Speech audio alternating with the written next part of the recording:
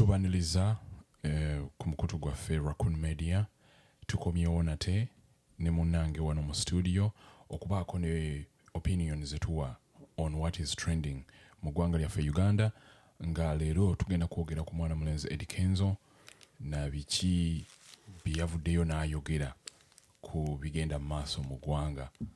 So njagala kuwulira munnange kyateesa ku kiki ye kyalowooza. Eddy Kenzo munnange yavuddeyo n'abaako ne byayogera ye byalowooza nti byasaanye okwogera at that moment. What do you think before nga sinaba kuwa endowooza yange? I think Eddy Kenzo came out because, was it because Azawi kind of mentioned? Okay, can we preamble? No, I really understand. I'm just saying, was it because if you, is it? Well, waba wawulira Azawi? No. Was it okay? Can I ask? Was it before Azawi came out or after? Oh, absolutely. Azawi came first. Then Bobi Wine came second on 1 or 2 days after Azawi, because I'm hosting on SpaceX on X, the previous Twitter. Then Eddy Kenzo naye chamtwalidde was a day or two after Bobi Wine being hosted on X. N'abaako ne byayogera. Okay, so here's the thing.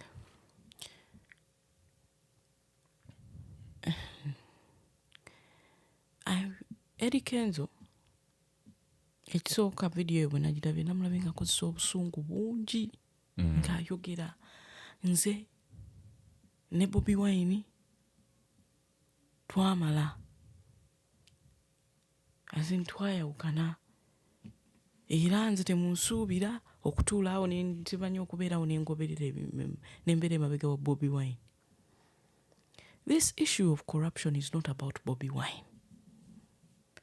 Bobi Wine did not even tell people to come together and protest peacefully. Okuzaayo katini eyo protest we yali tennaba kutandika. The day before, Bobi Wine yali ne NUP as ekibiina balina press conference mu maka gaabwe wali e Kavule. Naye poliisi n'egalinnyamu. Olutalo lwali lw'amaanyi nnyo, and so many leaders of opposition babatwala mu komera. Era bwe yavaayo awo we byali bigootaanye, he went on his Facebook account n'aposting nti I do not want anyone okulowooza nti no, this marching to parliament is attached to any political party. No, it is not me, it is not anyone in NUP that organized this. It is the people of Uganda that are marching. Because many times we will be connecting to a political party. And most of the times when it's the NUP as a political party decide to organize something like that, people say it's hooligans. This time round, it's the youth that came out, the educated people who were sitting in their offices. They actually would have stayed there. But some of them decided that enough is enough. Some people we didn't even expect. Like for me, I was really surprised. Okulaba Faiza auntie, yali serious. Nze namulaba akyogerako. Nendoza, she's just talking about it. But for someone to actually decide enough is enough. But munkwata ne muntwala mu komera, it's okay. And she stayed there until she was put out. That's a tough decision to make. True. Because it's scary. Personally, I am not afraid of very many things. I don't know how it would be if I go to prison and I don't sleep in my bed today, the next day, and the other day, 4 days. I don't know how it would be. But for Eddy Kenzo okufulumayo n'ayogera bye yayogedde ate nga abyogera na busungu. This thing is not about Bobi Wine. Whatever the country is going through is not about Bobi Wine. It's about every one of us. So for him to come out with his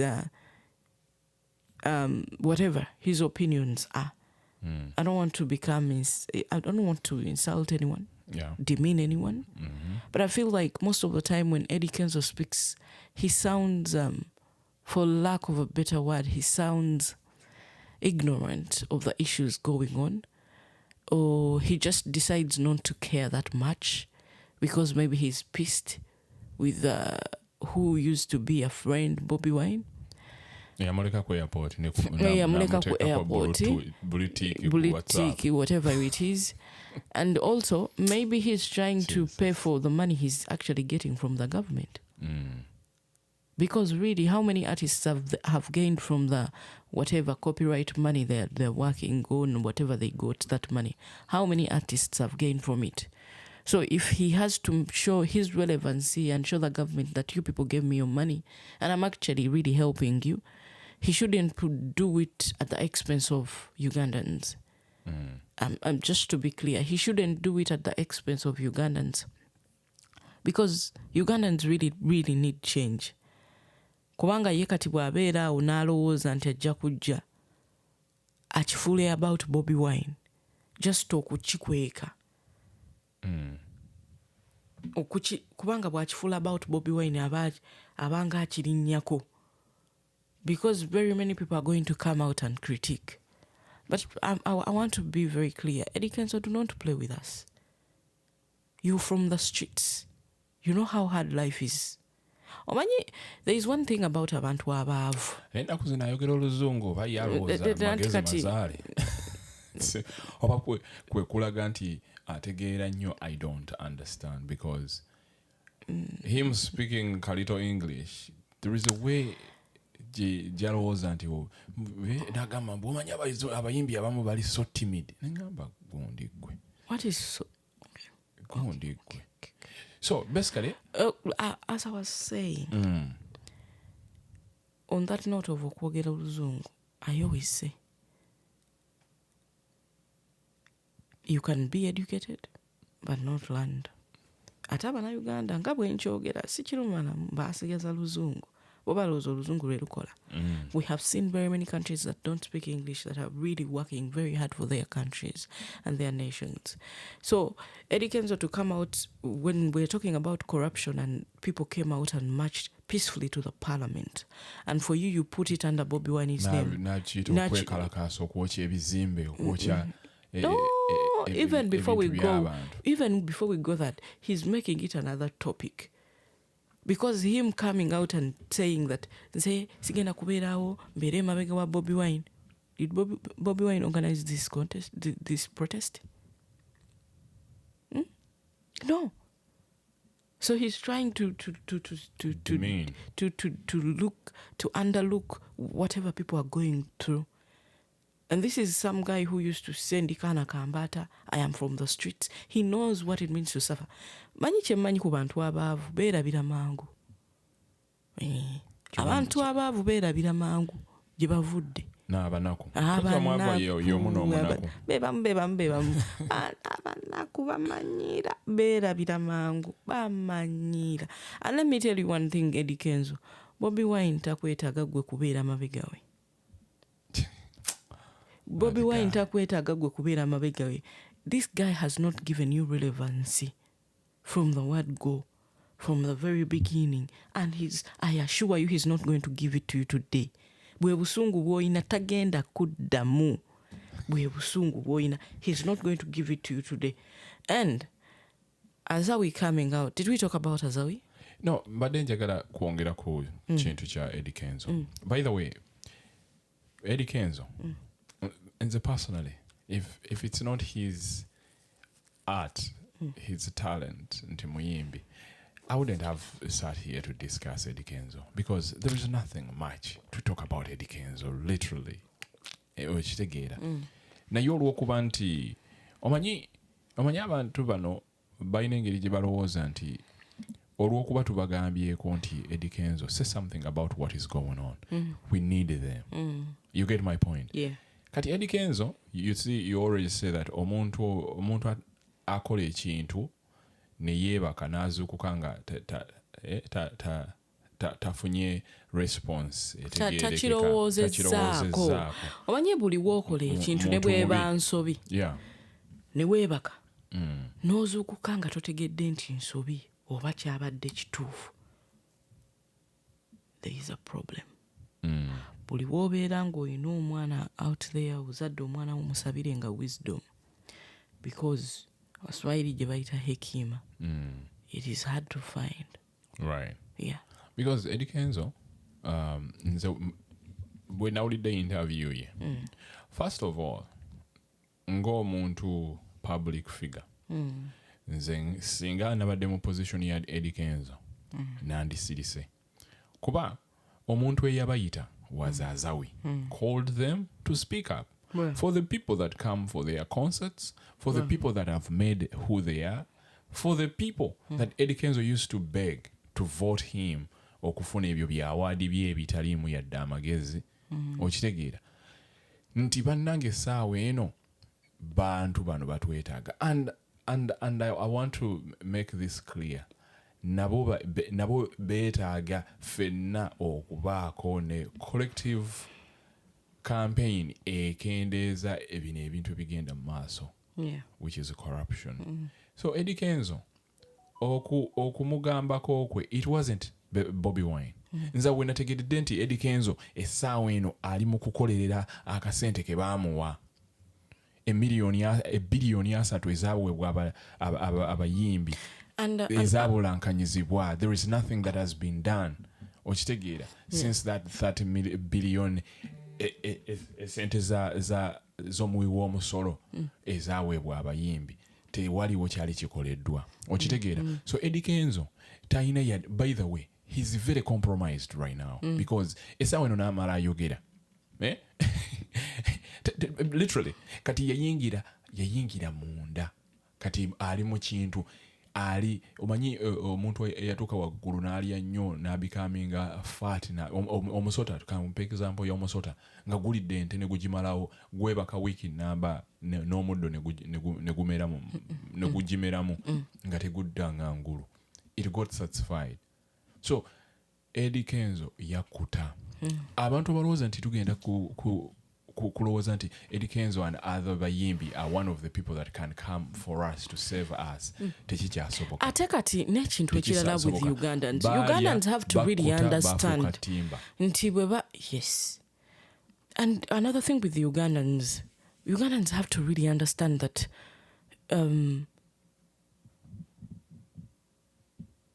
nti abayimbi bano bwe batabalaga nti it's because of them that they are where they are. It's going to be tough. You get? Yeah. Bwe banaatulawo ne balowooza nti nno ekintu bwe kityo bwe kigenda okubeera. So bwe tunaabeerawo ne tulowooza nti abayimbi bagenda vaayo ne batulwanirira, abayimbi b'e Uganda, they have clearly shown that fe ababawadde ssente zaffe buli bwe bakuteekayo shows zaabwe tebali naffe. Ate ne Ugandans, I blame them for that. Yeah. Because if people are not with you, I am telling you, boycott their shows. Yes, boycott their shows, so that napo bawulira enjala bweruma. Ne buli wamu bawa miliyoni 4 ne bazimba ennyumba ne baziteekayo ku social media ne beberagirako nga mmwe temusobola neggula poloti mu kyalo. It becomes insane. It's crazy. You know? So boycott their shows, bakitegeere nti enjala eruma. Bw'enaabaluma bonna bajja tegeera ki kye twogerako. Oba okitegeera? Yes, because even that government that gives them money, but these likes of Eddy Kenzo, tesobola bbawa ssente buli kanaku. They are also making money out of the shows. Exactly. Ate Eddy Kenzo alekerawo tumanyiira. Eddy Kenzo alekerawo tumanyiira. Ye gamulema ebbeera na nnyamutoolo we balye ssente zaabwe fe batuveeko. Eddy Kenzo teri amwetaaga, teri amuyise, teri akoze eki, twali twamwerabira n'omwerabira. Even the art we were thinking, we are talking about is no more. What is he really doing? He has, I mean, think about ebbanga lye yamala ng'agenda wabweru. N'omukyala we ow'omu nnyumba teyamulagaako ku muntu yenna wabweru nti bannange Yeah. Tiwa Savage mbadde njagala okoleko remix oba oyimbemu kakusampulingemu neither oba bafike oba ki tewaliwo gwe yatwalayo okitegeera that guy it is enough for Ugandans to know that guy is so greedy. He's so greedy. He's for himself. Do you know how many people talked about Eddy Kenzo okusasulanga TV ne radio stations obutakuba Big Eyes Music? Ekyo kyakubya kasuku ebikonde. Ojjukira bwe bamukuba. Yali agamba nti osasula ba TV presenters obutakuba Big Eyes Music. And not only that, he's actually mannerless. I mean, I don't know. He doesn't know how to behave around people. Tamanyi kwogera yalowooza. By the way, he's bokwita kana kambata bachita he's a sympathy. Yeah, I got a new sympathy. He's always putting in that sympathy, whatever it is. Abantu bamuulireko ennaku mukwano ffe twalabalabadde ennaku naye tetugenda nga tugamba abantu tuli bwana bwambaata twalabalabadde ennaku. The kind of kambata lost the meaning. Yes, it lost the meaning because really stop stressing us. Stop really, whatever you say couldn't stress us, but lekera otumalako emirembe. You are irrelevant. Bwebeera ku bintu byo bya copyright gye tutannalaba simanyi sente ezo bayimbi bameka beziyambye. And I'm actually applauding Bobi Wine for saying tagenda kwogera ku bayimbi because you're all worthless. Oh no, I mean definitely Bobi you're Wine, useless apart from these few who are actually artists. Yes, he does not need you people. He was saying you are just a very small piece of Ugandans. Right. Ugandans have Uganda has 40 million people plus. You are the smallest piece of Ugandans. If you decide not to fight with us, and actually that is how you've killed the music industry, because you're all taking in these bribes. Mulia yo muli mukulya. Careers are by next statement jibagamba mbo okugenda eggulu. Omanje kitegeeza ogenda eggulu. Ewono omusajja sali musale. Mbu he's out there giving people money. Millions and billions of money. Which country are we presiding over? Omuntu sekinoomu okubanga splashing all that money. I think sente zamuwiwa musolo man. You get? Because we need accountability. If by any chance someone wants to help a certain sector, zibere accounted for. Ate abantu babeereyo ne beetuuza mbu jeno sali musale. Mbu simanya yagozebwa ati. Mbu musajja mulungi. Mulungi atya. Agabira Banauganda bonna. No, eggwanga si kugaba. Give the people a chance to work for themselves. Create opportunities for them. Thank you. Build better infrastructure, hospitals. Give them jobs. Create jobs for the people. And you know why Azawi came out to speak? Yeah. Her explanation was that she has lost a sister, Ngazala. She has lost her dad because eddagala teriri mu malwaliro. Health care facility is not up to standard. Yeah. Usanga nalaba mu COVID. And those people do not really care because bote bajjanjabira bantu baabwe. Era these countries ezibataddeko ban oba eziba sanctionings oba whatever it is zikola bulungi nnyo.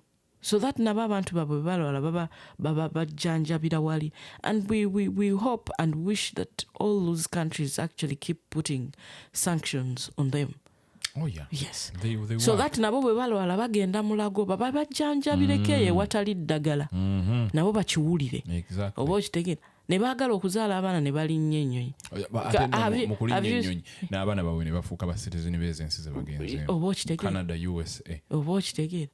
Kati olabye muwala wa Museveni ng'awa testimony. Trying so hard to be like any other common Ugandan. Scripted, yes. Inherited lie. Yes. How are you reading your own testimony? You know? It doesn't even make sense. Stop. Which kind of people which kind of people go to even that church? What are they doing there? The poor Ugandans. That is okuwulira testimonies z'omwana w'omukulembeze. I'm actually really sorry. I do not want to demean or insult anyone, but please, Ugandans, stop being gullible. I know, man. Please. Please. Because tuganya ogenda ku street okulaga obutali bumativu n'engeri gye we're handling ourselves. Yes. We are so soft. We are so soft for my liking. For real. And never muganya ogenda ku street ekyo kye kisooka. Tuganya okuboycotting ebintu ebisinga obungi. So ne bano be mukaabira nti bannange mutuyambe corruption yasusse mu nsi yaffe balabanga mu abalina emirembe. They are a joke. Hey, you're joking. Musiba mu biduula. Bali awo bagamba Bobi Wine mu church ya mwana muwala oli. How many times has he come out to lead and no one comes out? And Bobi Wine does not have to lead anyone. He just had to wake you up and show you that this is happening. Show you what is really happening in your countries, and you people had to do the work for yourself. That's why I don't demand anything from him. He has done what he has to do, and if you think he's going to come to your home and fight for you, mwe mukaje kutunda amataka gammwe nga bwe muwerera abaana abatagenda funa mirimu abagenda ogenda bakola obwakadaama abamu bafiire nayo mukanye kutunda amataka gammwe because you're waiting for Bobi Wine. Bw'omulowooza Bobi Wine bw'alekeraawo okukola byakola leero taalya emmere. You people are even joking. Tebajja bagoba mu lubigi. I'm telling you, you are even joking. These Ugandans, and that's You're the jokers. only problem. I don't know who made us so soft. Because I feel like the fact that actually it's been the intimidation here and there, but Ugandans should also snap out of that. Snap out of that because it's 40 years for crying out loud. Yeah, you said it last time, remember? Yeah. Bwagamanti, the people that went to the bush in the 86. Yeah. They can still do the same thing because those are grandkids, those are kids of those people that went to the bush. Yeah. Nete banna yagala. Baagala kubeera led by someone for 40 years and then they say banange Uganda eyoche. Temutumalaako mirembe. Oba eboche. It's so painful because when someone sits there, do you know what it means? Sometimes I look at this man, Bobi Wine, and I'm like, wow. I feel sorry for him. Because he's actually really fighting for Ugandans who don't even understand what is really going on. I don't know whether they understand. I don't know why he's doing what he's doing. Because sometimes I feel like, musajja watu ayinza n'okuluzinga obulamu bw'abaana be n'abaleka nga fightingira Ugandans.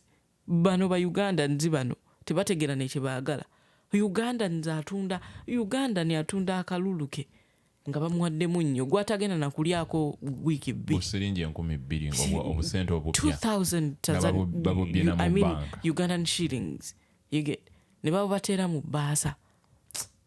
N'otandika okuzunga n'ogaba akaluluko n'ogaana okulwanirira eddembe lyo. Naawe obeeko kyokola kye weekolera n'abaana bo. Ate ebintu bino mubizannyiramu. Naye the generation is going to be like that.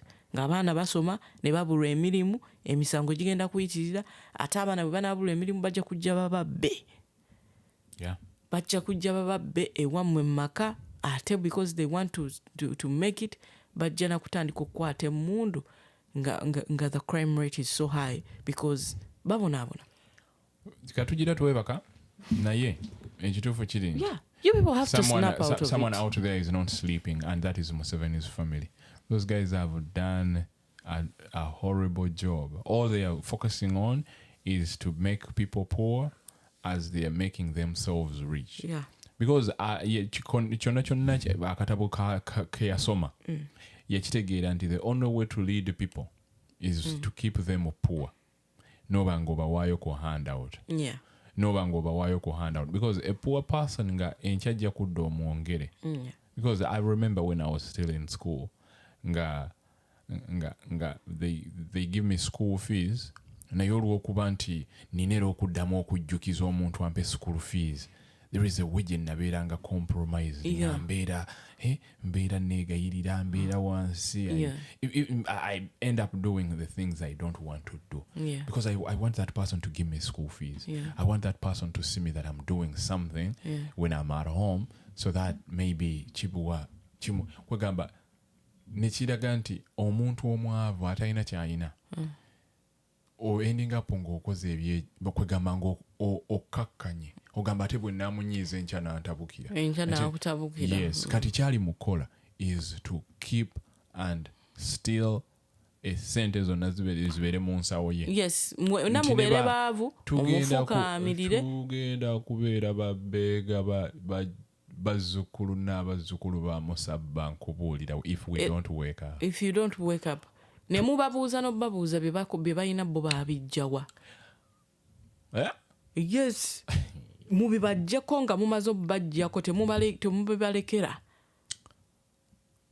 Because people have been suffering at their expense.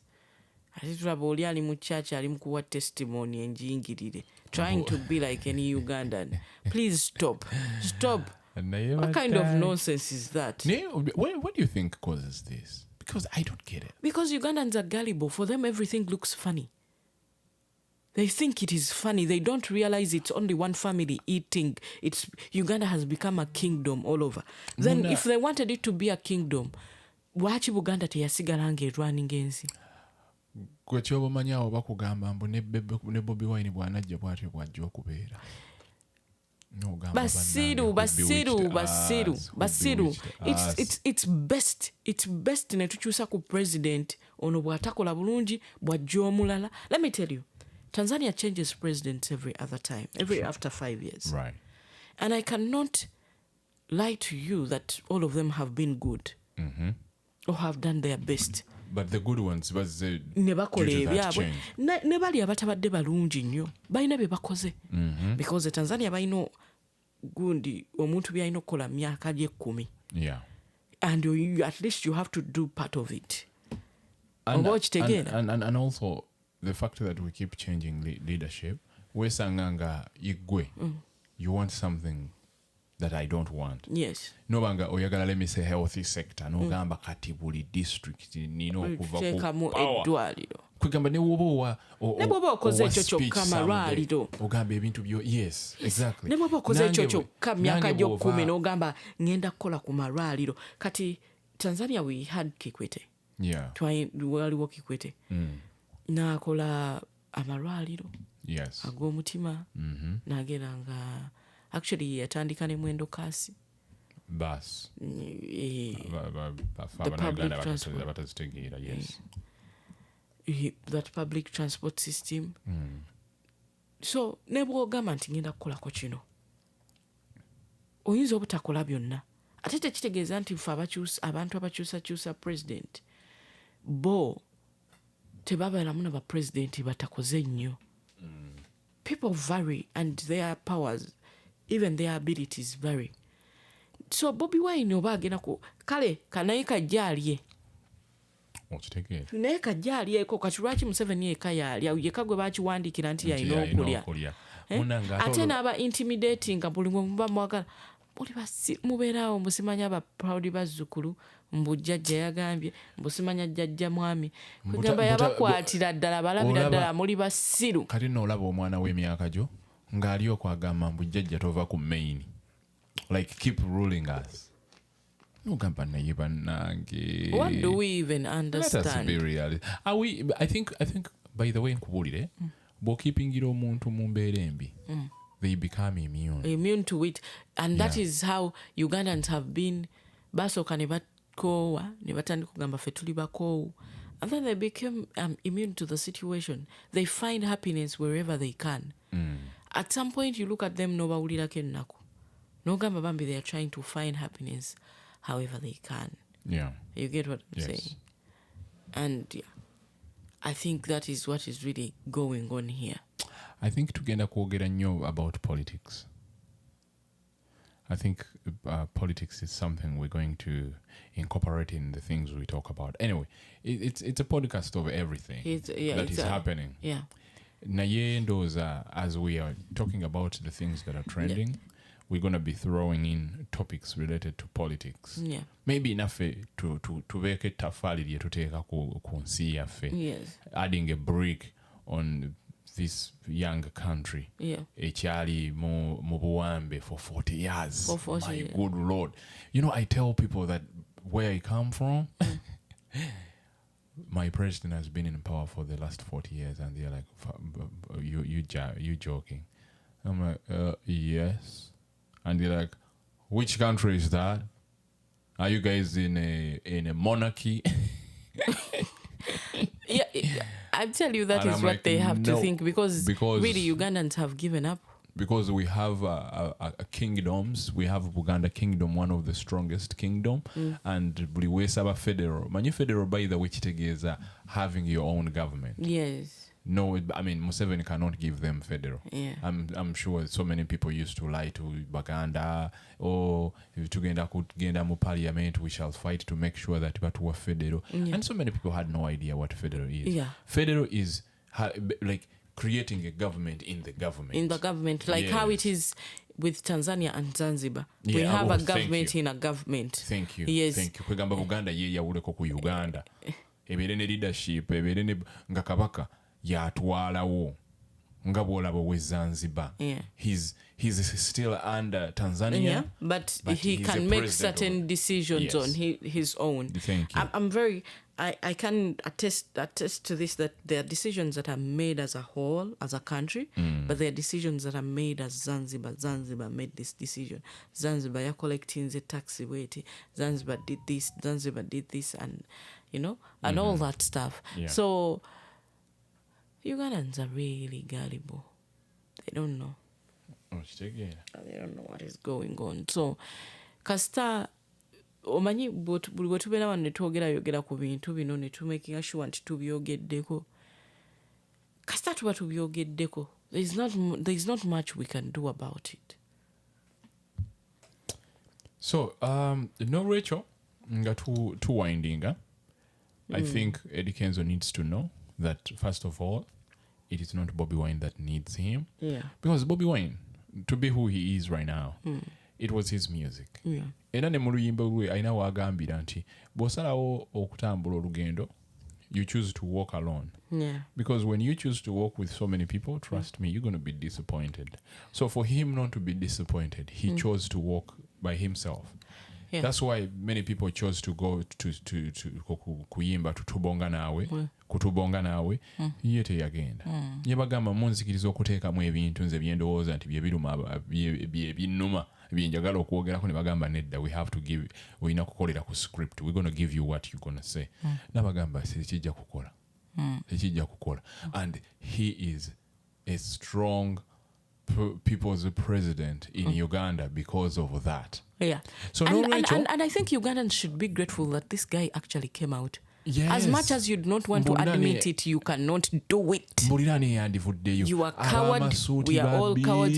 Kati abamasuuti tubadde nabo mu government, ne ba mu parliament, ne batugamba banyola oluzungu mwe kabasoma literature mwa balutegeera foloza tubitegeera abaana banyola oluzungu. The people who have who pretend to have gone to school more than the others have actually not helped Uganda.